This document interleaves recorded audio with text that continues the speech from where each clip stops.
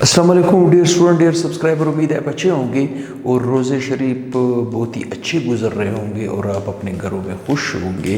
ये सारी चीज़ें हम उम्मीद ही कर सकते हैं और तवक्को करते हैं कि आप हमारे वीडियो से भी काफ़ी फ़ायदा उठा चुके होंगे, बल्कि आपके लिए पहला चैप्टर अलवा की तरह बनता जा रहा है। अब मैं और क्वेश्चंस लाया हूँ, देखते जाएँ ज़रा।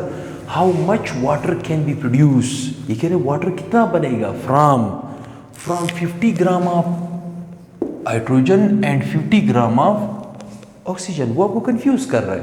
वो कह रहे वाटर कितना बनेगा, मतलब वो हाइड्रोजन की भी गिवन मास वो आपको दे रहा है 50 ग्राम, वो आपको कंफ्यूज कर रहा है, सेम वैल्यू दे रहा है।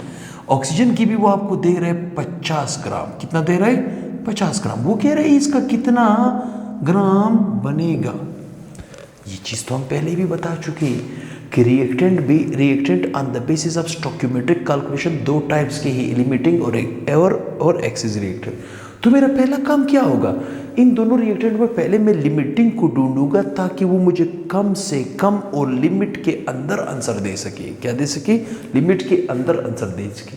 तो मुझे क्या करना होगा, मुझे पहले इसको मोल में चेंज करना होगा, फिर मुझे इसको मोल में चेंज करना होगा।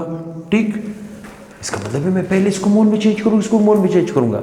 जिसके मोल कम होंगे मैं उसको बुनियाद बनाते हुए प्रोडक्ट निकालूंगा। ठीक, तो यहाँ पे देखिए n बराबर है 50 डिवाइडेड बाई हाइड्रोजन का मोलर मास कितना होता है 2।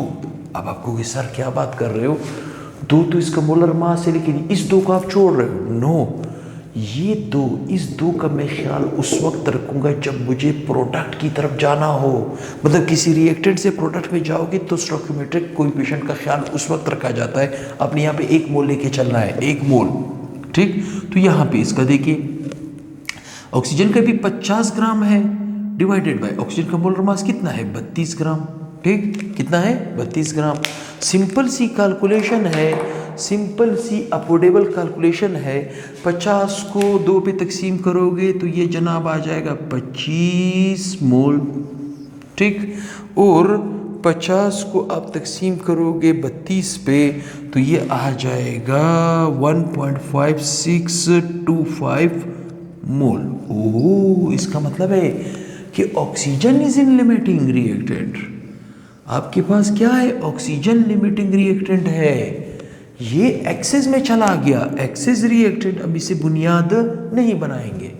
अब 2 सूरतें, मैं इसके मोल से इसके मोल में जा सकता हूं और इस मोल को रिक्वायर्ड मास में चेंज कर सकता हूं, एक ये तरीका है। दूसरा डायरेक्ट मेथड, मास से मास में। चले डायरेक्ट मेथड से आपको हल करके दे देता हूं, कोई इशू नहीं। वो दूसरा मेथड भी मैं सिखा चुका हूं।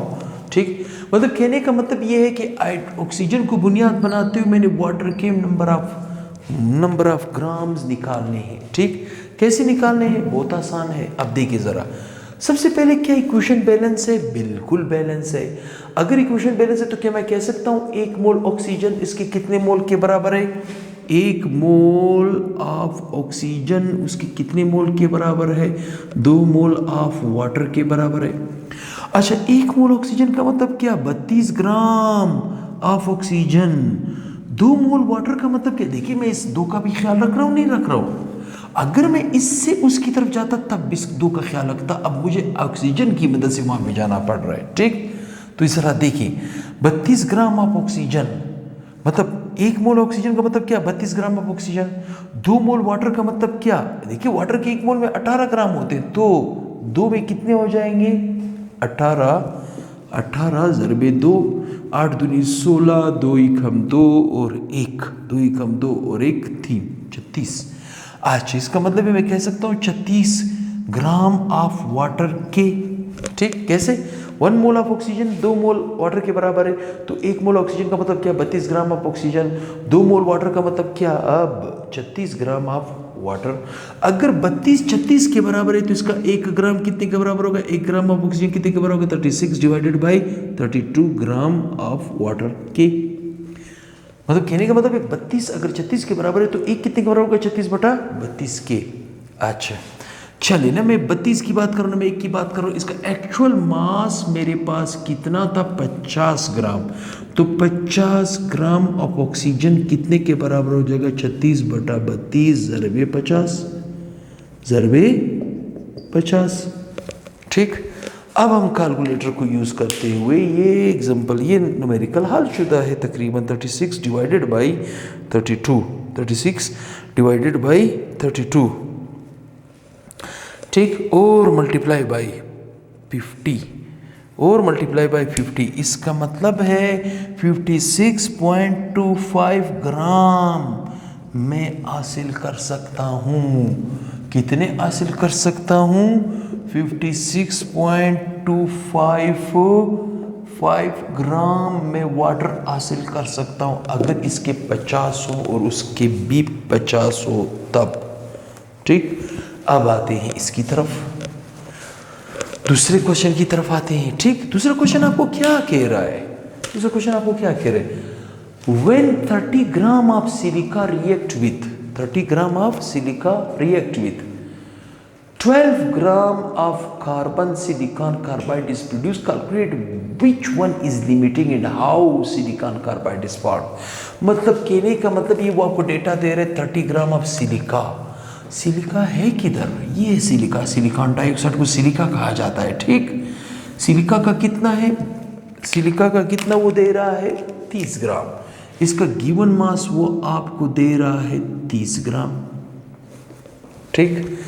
Reacts with 12 gram of carbon, मतलब इसका गिवन मास वो आपको दे रहा है 12 ग्राम, और वो आपको सिलिकॉन कार्बाइड का रिक्वायर्ड मास मांग रहा है, और उसका वही सवाल है जो इससे पहले हमने किया था।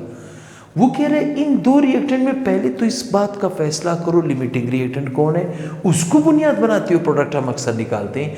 तो मेरा पहला काम क्या होगा? नंबर ऑफ मोल में चेंज करना, नंबर ऑफ मोल में चेंज करना। n बराबर है 30 ग्राम डिवाइडेड बाई, ठीक। मोलर मास सिलिकॉन का कितना है? देखिए ऑक्सीजन का है 32, ऑक्सीजन का कितना है? ऑक्सीजन का है 32 जमा सिलिकॉन का है 28, सिलिकॉन का है 28, 32 जमा 28 ये हो जाएंगे 60 n बराबर है, ठीक। तो आप ज़रा सोचें, अगर 30 को आप तकसीम करेंगे 60 पे तो 0.5 नहीं आएगा? आएगा। अच्छा ये आएगा। अच्छा इसकी तरफ आते हैं, दूसरी की तरफ आते हैं। n बराबर है इसका 12 डिवाइडेड बाई, अच्छा कार्बन का एटॉमिक मास कितना होता है? 12। ओहो 12 को 12 पे तकसीम करो, आंसर क्या आएगा? 1। अच्छा अभी हम इस स्टेज पर पहुंच चुके कि इसके मैंने मोल निकाल लिए, इसकी भी मोल निकाल लिए, तो आपको सामने नजर आ रहा है सिलिकॉन डाइऑक्साइड के मोल कम है, इसका मतलब ये लिमिटिंग रिएक्टेंट है, और कार्बन की मोल चूंकि एक निकल आया, एक ज़्यादा है 0.5 से, तो ये एक्सेस रिएक्टेंट हो जाएगा। अब हम क्या करेंगे? इस लिमिटिंग रिएक्टेंट की बुनियाद पर इस अमाउंट को निकालेंगे, ठीक। मतलब मास से हम डायरेक्ट मास में जाएंगे, ठीक। कैसे जाएंगे? इक्वेशन बैलेंस है, बिल्कुल बैलेंस है। मैं कह सकता हूँ कि 1 मोल ऑफ सिलिकॉन डाइऑक्साइड बराबर है 1 मोल ऑफ सिलिकॉन कार्बाइड के, ठीक। कह सकता हूँ ना 1 मोल ऑफ सिलिकॉन डाइऑक्साइड बराबर है किसके? 1 मोल ऑफ सिलिकॉन कार्बाइड के, ठीक। अब 1 मोल सिलिकॉन डाइऑक्साइड के 1 मोल का मतलब क्या? 60 ग्राम। इसका मतलब मैं कह सकता हूँ 60 ग्राम ऑफ सिलिकॉन डाइऑक्साइड बराबर है, ठीक। सिलिकॉन कार्बाइड के 1 मोल का क्या मतलब? देखिए सिलिकॉन कार्बाइड कार्बन का है 12 और ऑक्सीजन का सिलिकॉन का है 28 और कार्बन का है 12, ये हो जाएंगे 40। इसका मतलब मैं कह सकता हूँ 40 ग्राम ऑफ सिलिकॉन कार्बाइड के, ठीक।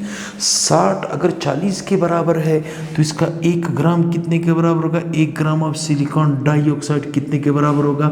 40/60 ग्राम ऑफ सिलिकॉन कार्बाइड के, ठीक। 60 अगर 40 के बराबर है तो एक कितने के बराबर होगा? 40/60। लेकिन एक्चुअली मुझे इसके कितने ग्राम मिले हैं सिलिकॉन डाइऑक्साइड के? 30 ग्राम। 30 ग्राम ऑफ सिलिकॉन डाइऑक्साइड के कितने होंगे? 40 डिवाइडेड बाई 60 मल्टीप्लाई बाई 30 कितने बनेंगे? चलिए कैलकुलेट हो जाएंगे ये। कैलकुलेट हो जाएंगे। आसान न्यूमेरिकल थे। 40 तकसीम है 60 ज़रबे 30, ये हो जाएंगे 20। कितने हो जाएंगे? 20 ग्राम ऑफ सिलिकॉन कार्बाइड आपके पास बनेगा। कितना बनेगा? कितना बनेगा? 20 ग्राम। कितना बनेगा? 20 ग्राम। ठीक, तो किसी ने स्क्रीनशॉट लेना हो तो वो ले सकता है, और गालिबन स्क्रीनशॉट ले चुके हो। ठीक, तो उम्मीद करता हूँ आप आपके रमज़ान शरीफ, आपके रोज़े बहुत अच्छे गुजर रहे होंगे। दुआओं में याद रखें, मुझे भी दुआओं में याद रखें, और यहाँ पे मेरे चैनल को भी सब्सक्राइब किया करें। इस नाम से मेरे इंस्टीट्यूट भी क्वेटा साइंस अकेडमी में भी तो रोज़े गुजरने वाले हैं, बहुत ही कम रह गए हैं। तो रोज़े जैसे ही गुजरेंगे, ईद के बाद हमारे नए नए सेशंस भी लगेंगे। फर्स्ट ईयर के, सेकेंड ईयर के स्पेशल क्लासेस भी उसमें लगेगी। तो जो भी जिसका केमिस्ट्री में कोई प्रॉब्लम है तो हमारे इस इंस्टीट्यूट को ज्वाइन कर सकता है, क्वेटा साइंस अकेडमी के नाम से, फैज़ मोहम्मद रोड, क्वेटा में, बलूचिस्तान में। ठीक, तो ईद के बाद हमारे नए सेशंस के आगाज़ भी हो रहे हैं। वो स्टूडेंट जो मैट्रिक से पास कर चुके हैं उनके लिए नया सेशन बल्कि स्टार्ट भी हो चुका है। वो स्टूडेंट जो उस सेशन को ज्वाइन कर चुके हैं, जब उनका कॉलेज में एडमिशन होगा वो 4-4, 5-5 चैप्टर कंप्लीट कर चुके होंगे, तो उनके लिए काफ़ी फ़ायदा होगा। तो काइंडली मेरे चैनल के साथ रहिए, उसे सब्सक्राइब करें, लाइक्स का बटन दबाएं, अच्छे अच्छे कमेंट्स मेरे फेवर में दिया करें अगर वीडियो आपको पसंद आता है तो। ठीक, तो उम्मीद करता हूँ नेक्स्ट लेक्चर के साथ फिर से हाजिर होऊंगा। अल्लाह हाफ़िज़।